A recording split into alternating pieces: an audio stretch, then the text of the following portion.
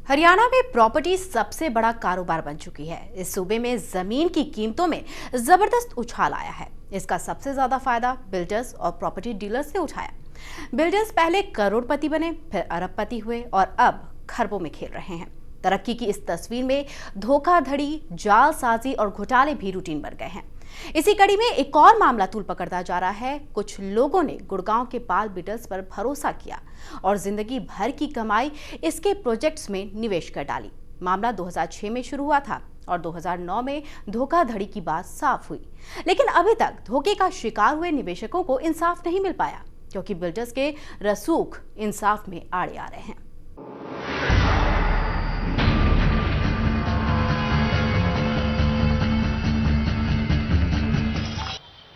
हरियाणा में बिल्डर्स की जालसाजी अब रूटीन बन गई है। हर दिन बिल्डर्स की धोखाधड़ी सामने आ रही है। ताजा मामला गुड़गांव और फरीदाबाद जिले का है।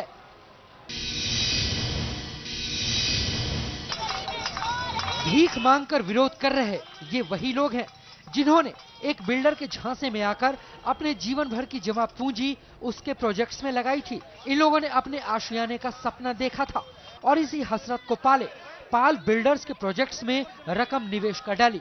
बस यहीं से इनकी बर्बादी शुरू हो गई।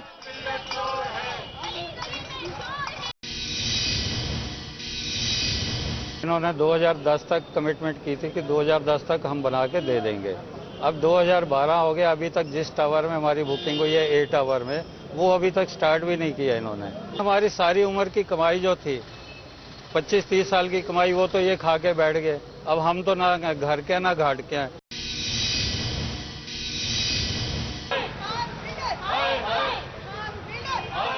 दरअसल इन लोगों ने एनसीआर में खूबसूरत आशियाने का सपना संजोया था, जिसके चलते इन्होंने पाल बिल्डर ग्रुप की ओर से फरीदाबाद और गुड़गांव में लगाए गए कई प्रोजेक्ट्स में फ्लैट्स खरीदने का मन बनाया।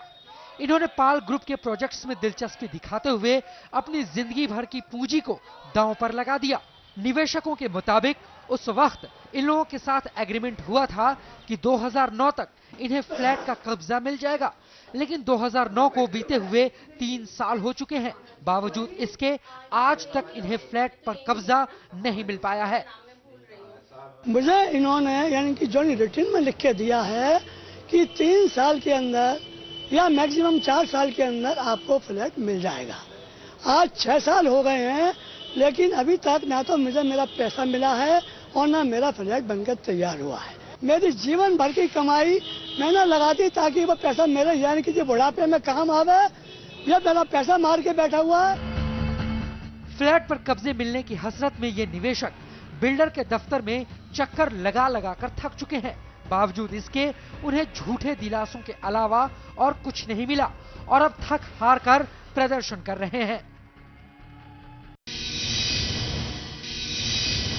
They could not meet their deadline। उसके बाद हर बार जब भी कांटेक्ट करते थे कहते थे कि जी 6 महीने रुक जाइए, बस 6 महीने रुक जाइए। करते करते 2010 आने के बाद इन्होंने कहा हमारे प्रोजेक्ट्स फेल हो गए हैं, अब हम रेवाड़ी में नई सिरे से नया प्रोजेक्ट लॉन्च कर रहे हैं। तो रेवाड़ी ले गए, वहाँ बोर्ड लगा के रखा हुआ था कि मैडम आपको प्लॉट देना है यहाँ पे, और प्लॉट में तो कुछ है भी नहीं है, आपको 6 महीने में हम रजिस्ट्री करवा के दे देंगे। ये 2010 की बात है। आज 2012 हो गया है। उसके बाद मैंने रेगुलर विजिट्स करी हैं उस साइट की। उसके बाद वहां ना तो कोई बोर्ड था and there is nobody to explain. इन लोगों को जब भी कांटेक्ट करो ये लोग यही कहते हैं थोड़ा और रुक जाइए या साहब नहीं है। इन लोगों का कहना है कि गुड़गांव के सेक्टर 95 में उन्होंने एक विला बुक करवाया था, लेकिन जमीन के रेट बढ़ने के बाद बिल्डर की नीयत में खोट आ गया। लिहाजा उसने इस सेक्टर की जमीन का सौदा दूसरे बिल्डर को ऊंची कीमतों पर कर दिया और निवेशकों को गुड़गांव की बजाय रेवाड़ी में विला देने का झांसा देकर टाल दिया।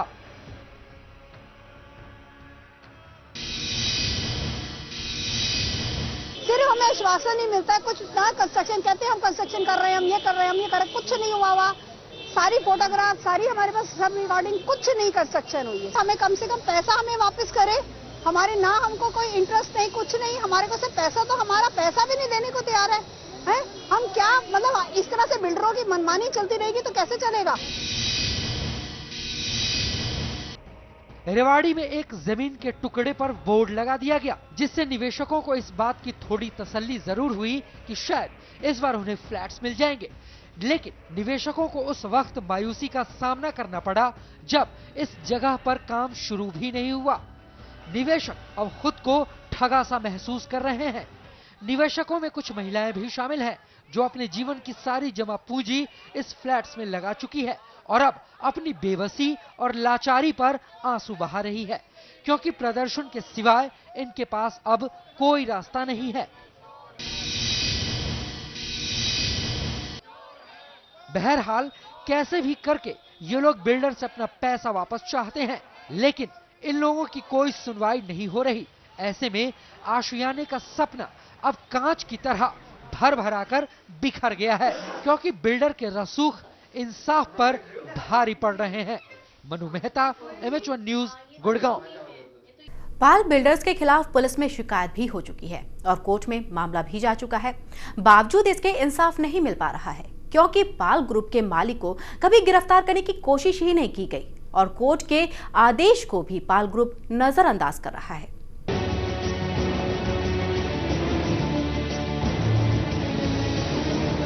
ऐसा नहीं है कि लोगों ने बिल्डर के खिलाफ पुलिस के पास कोई शिकायत नहीं की।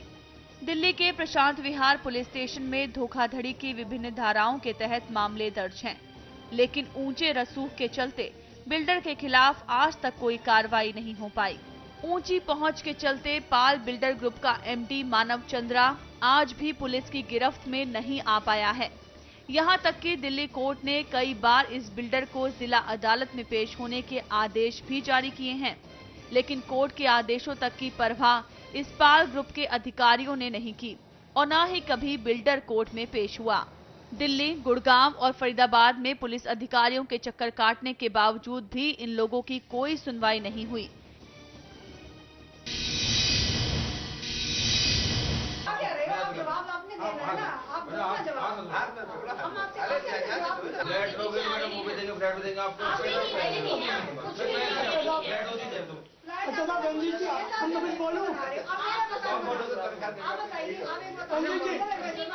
आप क्या चाहते हो कि लोग अपना पैसा आपसे नहीं मांगे? नहीं मैडम, पैसा दो ना।